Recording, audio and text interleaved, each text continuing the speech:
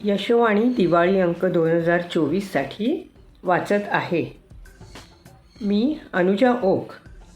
लेखाचं नाव आहे धन्य वाघ. भीमाशंकर जंगलात सहसा न आढळणारा वाघ माझे पती अजित यांना आमच्याच गाडीसमोर दिसला. हे ऐकून आता आपण पण वाघ बघायला जायचं हा विचार माझ्या डोक्यात सतत घोळत होता. भीमाशंकर, मेळघाट, पेंच सगळी जंगले पालथी घातली तरी वाघोबाचा नाही लागला पत्ता. शेवटी ठरवलं आता जाऊया का आपण नागपूरला ताडोबा जंगल सफारीला वाघोबाला शोधायला. कारण तिथे सर्वसाधारण बहुतेक लोक जातात, त्यांना वाघ मिळतो बघायला असं ऐकलं होतं. कोविडमुळे 1.5-2 वर्ष कुठेही बाहेरगावी जाता आलं नव्हतं, तेव्हा आता निदान नागपूरला ताडोबाला तरी जाऊया असं आम्ही ठरवलं. प्रवास म्हटला की किती हुरूप येतो ना. ठरवलं आणि नागपूरची तिकीटं मिळाली देखील. कोविडच्या भीतीनं लोक अजूनही प्रवास करत नव्हते, त्यामुळे खूप आधी रिझर्वेशन करा तरच नक्की तिकीटे मिळतील ही भानगड काही त्यावेळी नव्हती. छत्रपती शिवाजी टर्मिनसला आम्ही दुरांटो गाडी पकडली. गाडी सुटली तरी लोकांचा पत्ताच नव्हता. गाडीत तर एवढी जागाच जागा, कुठेही बसा झोपा पाहिजे ते करा. डबा रिकामाच होता, जणू आमच्याकरता स्वतंत्र बोगी असल्यासारखा. मग काय, प्रत्येकाला मस्त विंडो सीट, सगळेच खुश.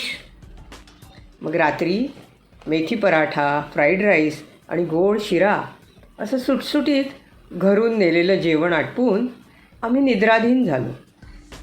सकाळी गाडी अजनीला पोचली. जवळ असलेल्या हल्दीराममध्ये आम्ही गरमागरम छोले भटुरे, पुरी भाजी असा भरपेट नाश्ता केला व ताडोबाकडे प्रस्थान केलं. 2-2.5 तास इनोवा गाडीने प्रवास करून आम्ही ताडोबाला पोचलो. आमचं हॉटेल बफर झोनमध्ये असल्याने आजूबाजूला जवळजवळ जंगलच होतं. छोटी छोटी लाकडाची घरं, आज सगळ्या सुखसोयींनी सुसज्ज, पण 3 स्टार किंवा 5 स्टारसारखं रंगरूप नव्हतं. साधंच होतं. शांत, आवाज नाही, हलचल नाही. मला तर बाबा खूपच आवडलं. पोचल्याबरोबर गरम गरम वाफाळतं जेवण घेऊन आम्ही लगेचच संध्याकाळच्या सफारीला जायला तयार झालो. आम्हाला न्यायला जीप आलेलीच होती. आमचा टूर ऑर्गनायझर कम गाईड आमच्याबरोबरच असल्याने एव्हाना घरच्यासारखाच तो आमच्यात मिसळला होता. निघालो आम्ही ताडोबाच्या अंधारी व्याघ्र प्रकल्पाकडे. सफारी सुरू होण्यापूर्वीच वाटेत भारद्वाज आणि जंगल मांजर यांचा पाठशिवणीचा खेळ पाहिला आणि माझ्या मनात आलं की भारद्वाज बघितला म्हणजे शुभशकून, म्हणजे आता आम्हाला नक्कीच दिसणार वाघोबा. सफारी सुरू झाली. मधोमध लाल मातीचा रस्ता आणि दोन्ही बाजूला जंगल किंवा अधेमध्ये गवताळ रान.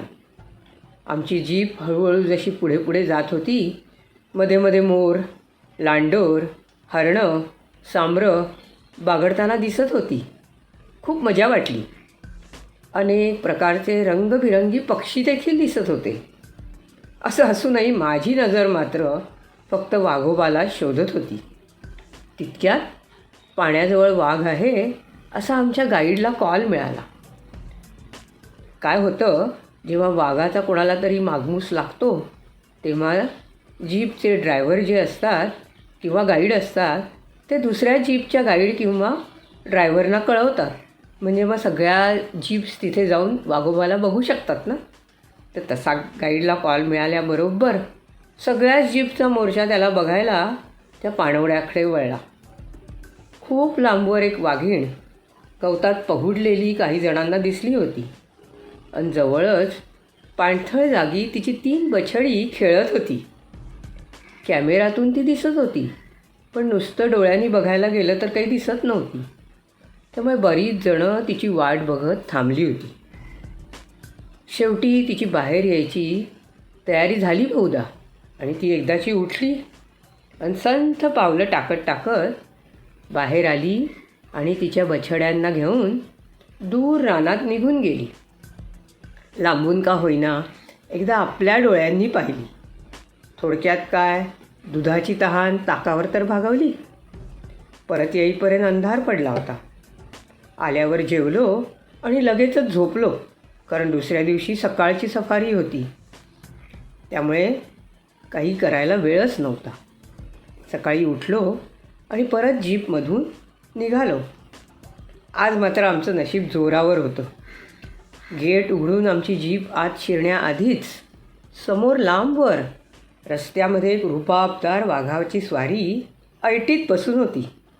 आपल्याच नादात होता तो.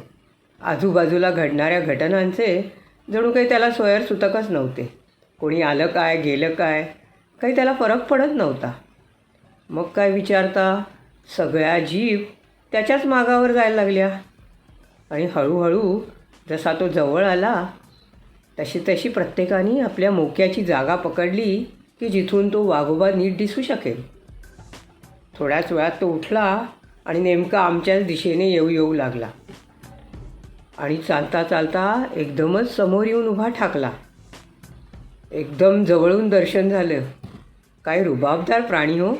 असा ऐटीत फिरत होता, जणू त्या जंगलाचा तो अनभिषिक्त राजाच होता. तेव्हाच माझ्या मनात आलं की जंगल हेच त्यांचं खरं निवासस्थान असतं.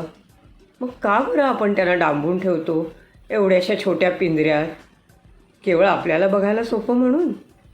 पण अशामुळे नाही तो खुशीत फिरत की नाही त्याचा रुबाब दिसत.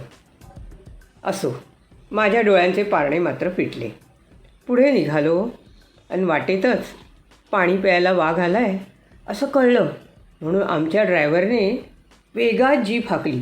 इतकी की आम्ही जीव मुठीतच धरून बसलो होतो. बघता बघता आता हळूहळू सगळ्याच जीप तिथे जमल्या.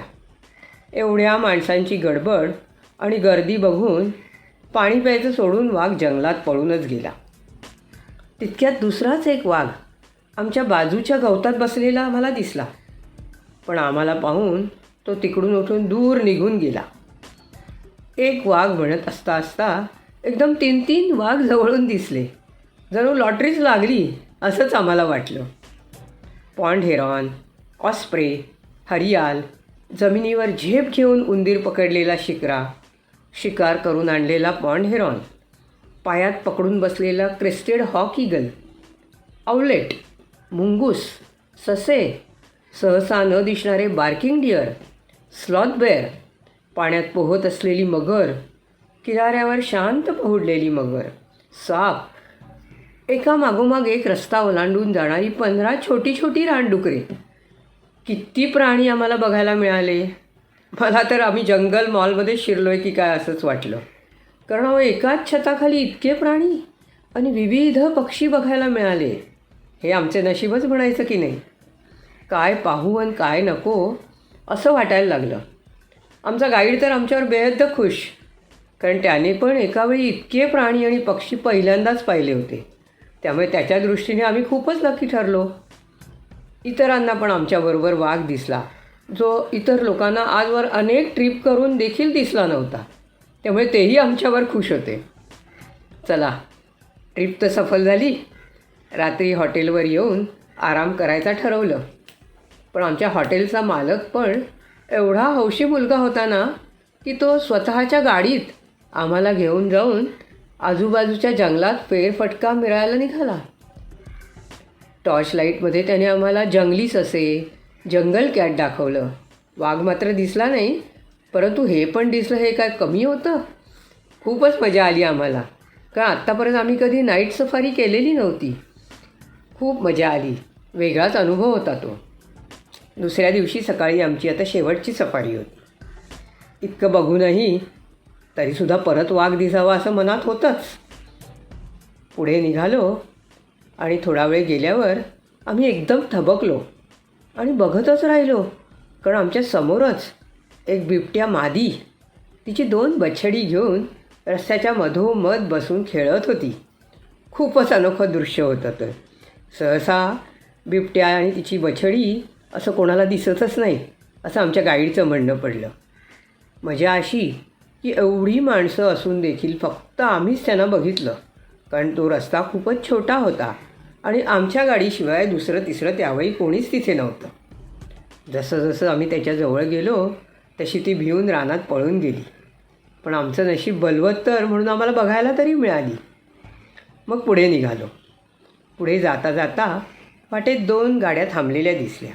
विचारलं त्यांना तर म्हणाले काहीतरी झाडांमध्ये पिवळ्या रंगाचं काळसर पट्टे असलेलं दिसतं आहे, पण काय आहे ते आम्हाला कोणालाच दिसलेलं नाही. बहुतेक वाघ असावा असं वाटतं आहे म्हणून आम्ही थांबलो आहे. आता 5 मिनटं थांबून मग पुढे जाऊ असा विचार आम्ही केला आणि थांबलो. इतक्यात समोरून एक गळ्यात पट्टा घातलेली वाघीण हळूहळू चालत येताना दिसली. येता येता ती इतकी जवळ आली की आमच्या जीपला जवळजवळ चिकटूनच झाडामध्ये निघून गेली. मी तर एकटक बघतच राहिले, कारण मी तर ड्रायव्हरच्या बाजूला बसलेल्या सीटवर होते. कारण मला भयंकर वाघ बघायची हुक्की होती ना, त्यामुळे मी काही मागे बसायला तयार नव्हते. पण इतक्या जवळून ती दिसेल असं मला कधी वाटलंच नव्हतं. तिला पाहिलं, काय अवर्णनीय अनुभव, मी आयुष्यात विसरू शकणार नाही असं ते दृश्य होतं. अजूनही मला डोळ्यासमोर ते दिसतं. ती रानात शिरली आणि तिकडे असलेल्या तिच्या 3 बछड्यांना घेऊन बाहेर आली. वाटेतच असलेल्या एका झाडापाशी थांबली आणि त्या बछड्यांना झाडावर कसं चढायचं याचं ट्रेनिंग देऊ लागली. असं कधी बघायला मिळेल का हो? पहिल्यांदाच असं कधी बघू शकलो आम्ही. कधीच बघायला मिळणार नाही असं अनोखं सुंदर दृश्य बघून आम्ही तर थक्कच झालो. आता आणखीन काय हवं? माझं मन तर अगदी भरून पावलं. पूर्ण हौस फिटली आमची. आयुष्यभर फिरलो तरी एवढे प्राणी, पक्षी आणि वाघ बघायला मिळणार नाहीत, एवढे एकाच ट्रिपमध्ये आम्हाला बघायला मिळेल. खरं सांगू, हा एक म्हटलं तर कोविडचा फायदाच म्हणायला हवा. कारण प्राण्यांना पण फिरायला एवढं जंगल मोकळं होतं आणि त्रास द्यायला जीप, माणसं हे कोणीच नसल्याने ते मुक्तपणे संचार करत होते. आत्ताच कुठेशी सीझन सुरू झाल्यामुळे ते अजून बिनधास्त होते आणि सगळीकडे फिरत होते आणि म्हणूनच आम्हाला एवढे सहज बघायला मिळाले. आम्ही तर खूपच खुश झालो आणि त्या आनंदातच रात्री परतीच्या ट्रेनसाठी मुंबईकडे प्रस्थान केले.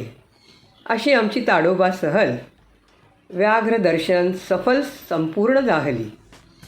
आवडत असेल तर तुम्ही पण जरूर करा असं निसर्ग पर्यटन. मिळेल तुम्हाला पण असा आनंद आणि हातभार लागेल तुमचा देखील करण्यासाठी पर्यटन आणि जपण्यासाठी नैसर्गिक साधन संपत्ती आणि पशुपक्ष्यांचे संवर्धन.